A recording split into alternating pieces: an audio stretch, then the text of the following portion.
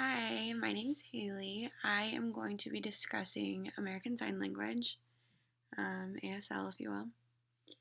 American Sign Language is the use of communication through hand gestures, but this also includes facial expressions and body movements and positions.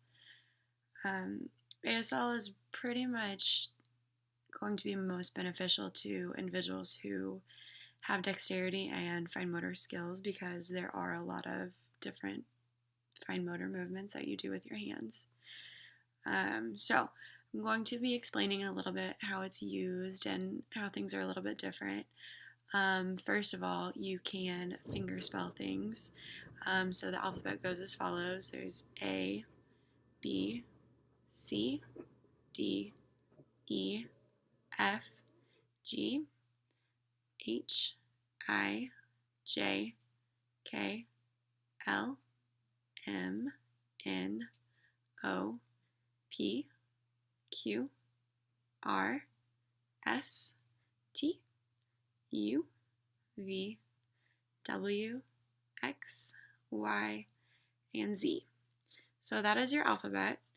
There are also different signs for the numbers, so I won't obviously go through all of those, but numbers 1 through 10 go 1, 2, 3, 4, 5, 6, 7, 8, 9, and 10.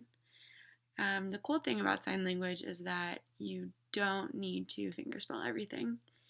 There are a lot of signs for a lot of things. So a lot of times in individuals with ASD, you're going to see modified signs, but then at the same time, those can be shaped to try to get to that overarching goal of having those signs. But some common early signs that individuals will learn would be like eat, drink, bathroom, if they need a break, if they get frustrated. So I can just kind of show you a couple of those. The sign for eat and food looks like this. The real sign for drink looks like this. A lot of times kiddos have a hard time making that C hand shape and taking it up to their chin because the spatial awareness is a little bit different and kind of hard to gauge. So a lot of times a modified sign for drink will go like this.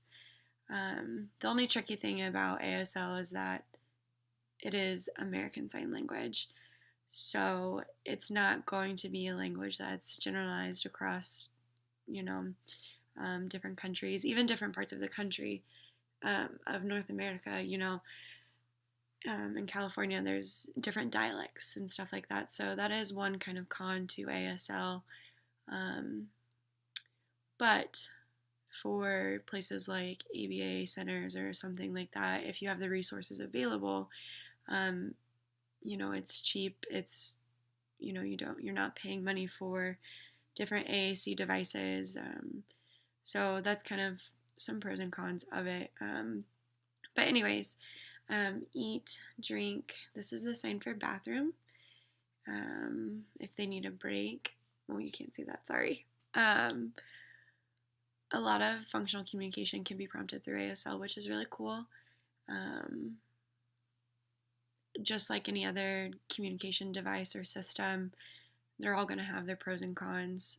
ASL, if the individual has the dexterity and they can manipulate their hands and they can learn that way, ASL is great. A lot of people can look up signs for things to try to, understand as well as communicate with those individuals using ASL.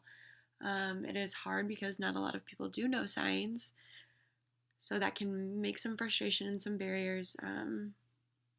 But like I said, you're going to have pros and cons to any communication device that you use.